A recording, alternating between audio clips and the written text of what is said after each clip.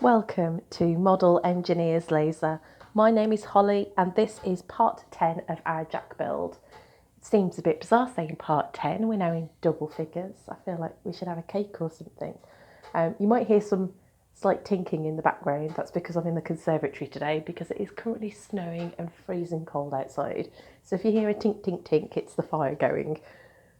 Picking up from our last video, we were looking at our expansion link bushes to go through the frames, which were just here, through these holes here.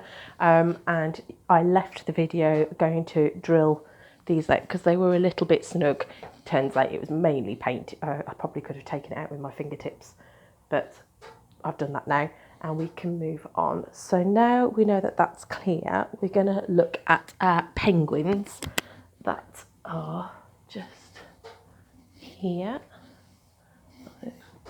Oh, just not the camera, sorry. So, I've got paint on my hands, I've been sign writing as well. There's a few things you need to know carefully about these penguins before we do anything with them. We're going to have to bend the little arms on them that stick out, and you might see that they're actually offset. And this smaller hole at the bottom, let's see if I can hold it a bit differently so you can see it clearly on the camera. Can you see on the bottom there that the hole is not central? It's flush on this side and there's a curve on that side. That curve needs to point towards the front of the engine when we make it and put it together. So they are handed, and of course you can just flip them over for the sides, but once we bend these, they are going to be handed for the right side of the frames, right side of the loco. So my little tip here is to do one side at a time and bend them as you're making it, because that way you know you are bending it the right way and you're not bending two in the same direction, because they do need to alternate. So that's my first tip. So I'll go to practice what I preach and do one at a time. So this side, working on this side of the engine just so you can see what I'm doing. I'm going to try and do this while hugging the camera so you can actually see what's happening. So my small hole is facing upwards and the offset, the bit that's sticking out, is going towards the front of my engine. You need a set of pliers. I've got some flat nose pliers here, and I'm going to hold it as close as I can to the edge of where that bend is, because I need to keep the body of the penguin as flat as I can. And then, so I've got that as quite flush to here, probably get it a little bit closer. Now the thing to remember with this is, with the pliers, they're quite bulky at the end here, so if any of them are going to slide, this is the one I've got my death grip on and this one hasn't, and I need to bend the penguin wings towards the frame, because what's going to happen, I'm going to take it out now to explain, that's going to sit on here like that, and the wings is just there to stop it doing this motion as it goes along. So these will just sit on the frame, so you're only bending them a little bit. So depending on your strength will depend on how you want to hold them. So it's my death grip there. So we're going to bend it that way because they need to sit on the frame, and this is the way around it's going to go. So I've got it there.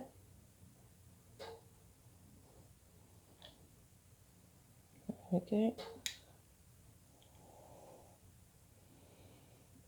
You see, it didn't take a lot to bend. Just a little, I might do. Just a little bit more. That's it. You can feel it go.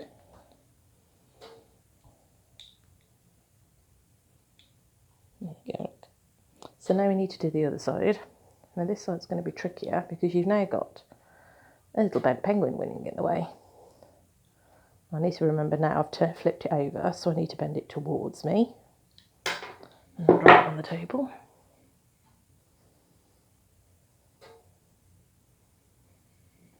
Sorry, I'm going to just tuck it under the wing.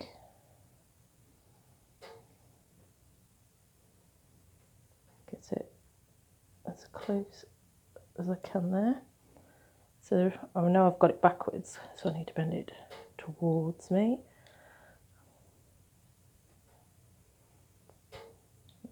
Let's call the bodywork a bit there. A little bit more. It's best to do lots of little bends rather than one big bend and find out you've done it too much. There we go.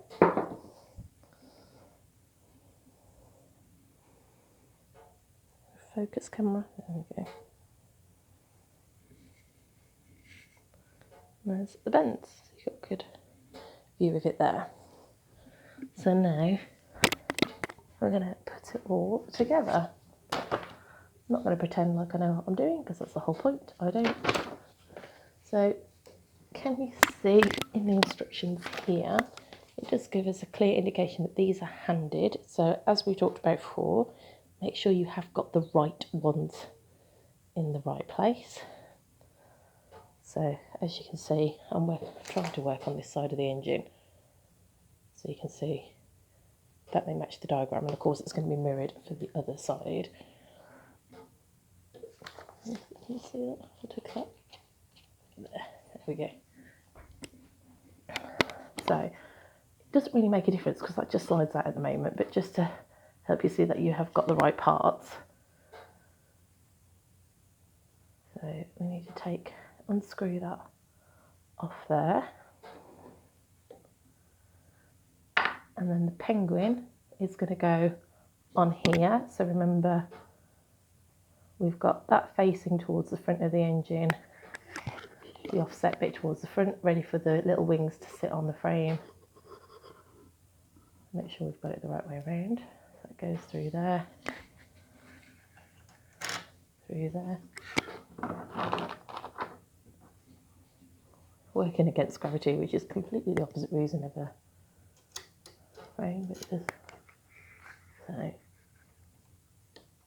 haven't quite got that in the right place because the wings aren't sitting. There we go. Just give it a little wiggle. And this is where we find out that my genuine video making and where you see all the errors go wrong is accurate, because as you can see, those wings aren't bent enough on that side to stop it from, so it won't rock that way because I've bent it enough, but not that way. So do that one a little bit more. The whole reason why you need to check it as you go along.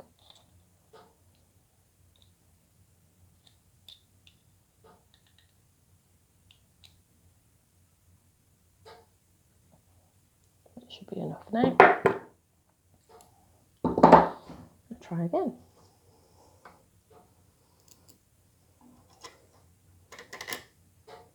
So that sits on there quite nicely. Got it the right way around. That's not going anywhere, look now. It's just touching the frames either side, but you can give that a wiggle.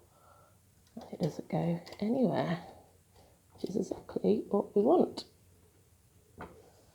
And then we can get the spanners in and tighten it up.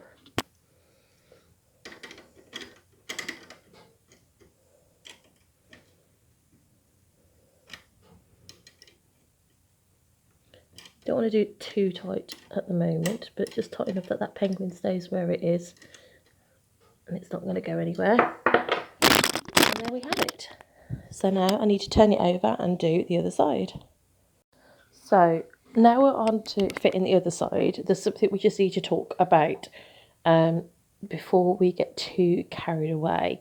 So I have just done a trial fit. You can probably see that. Let's move the camera a little bit. There we go. I don't know if you can see there's two little scratch marks on the frame. So I have put the whole penguin and bracket together on that side to make sure that the wings of my penguin are absolutely fine. But we also need to fit the weighshaft at this point. So in your kit, your weighshaft will look like this. It talks about in the instructions getting a straight edge and making sure that it is completely straight. Now, depending on the instructions, they're designed for different kits of different frames. So this one I think is the Anne kit, so it has a bent weighshaft, but not all of them do.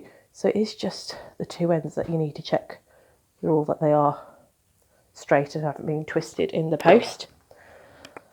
So through that top hole there is a tight fit through there, and get it as close as you can to there for now to help you fit that other penguin on that side. So we're going to go through the hole at the top first and give it a little wiggle because it is a tight fit, and then once that's located itself in there, you can locate the bush through the framework. It is very much a wiggle, which is why I said do it first and make sure you know that your penguin wings, sorry I've got a bit of a cold so my wings sound weird, fit nicely. So that's not wiggling anywhere, that's solid in there, that we've made sure is through, and then that is in there nice and tight.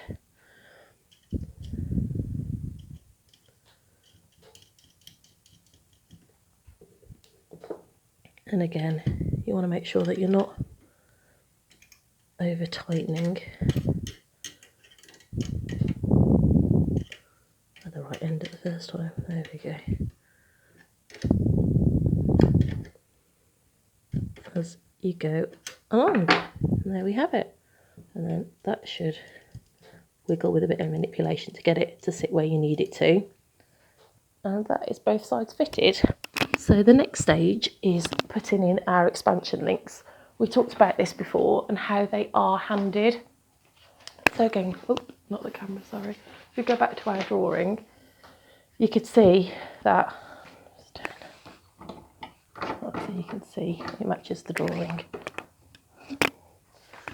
So I'm trying to keep my frames the same way around as that in the drawing to help you follow along. And you will see here that our expansion link is this one here.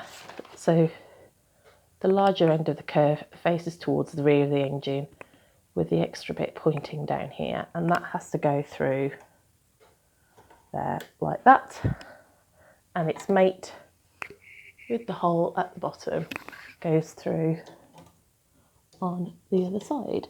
Now I am not going to do what it says in the instructions because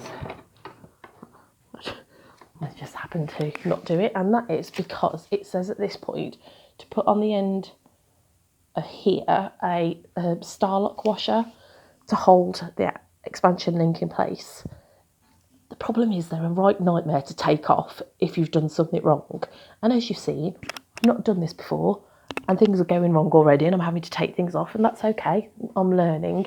But if I put that Starlock washer on and I can't get it off again, it's going to be a nightmare. So I'd rather leave it just for now and make sure that everything's running freely, and then I will put it on.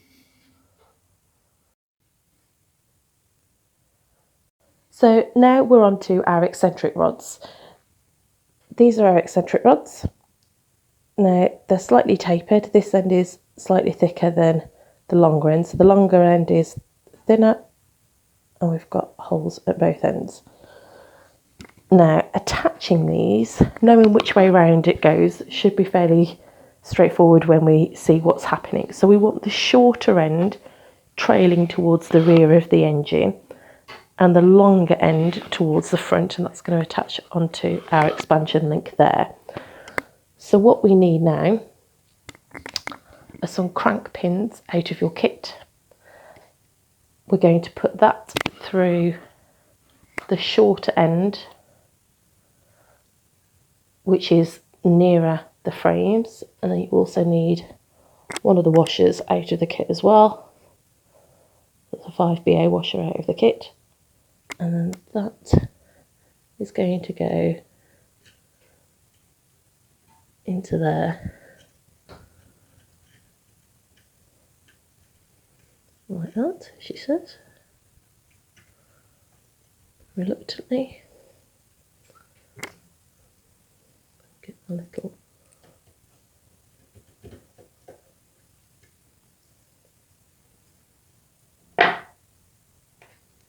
told you keep all the mistakes in the camera work. Me dropping everything in previous videos. That's the whole point. I'm not a professional. There we go. Caught it.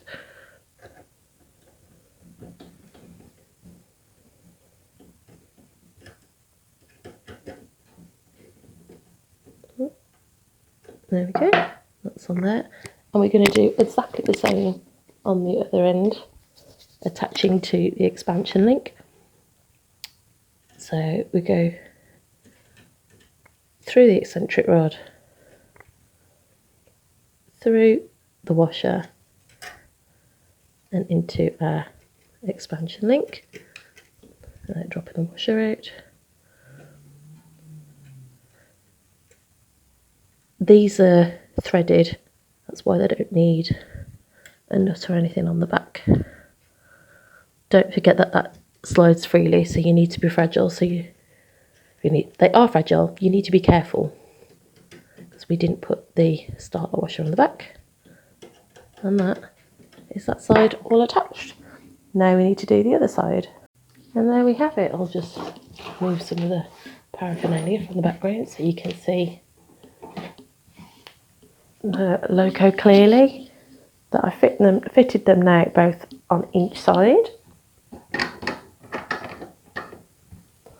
It's starting to look quite exciting now, and again, just a good point as you fit things, just to check that everything does go around nice and smoothly and easily. A little bit. Turn that way. A bit too much with the light. There we go.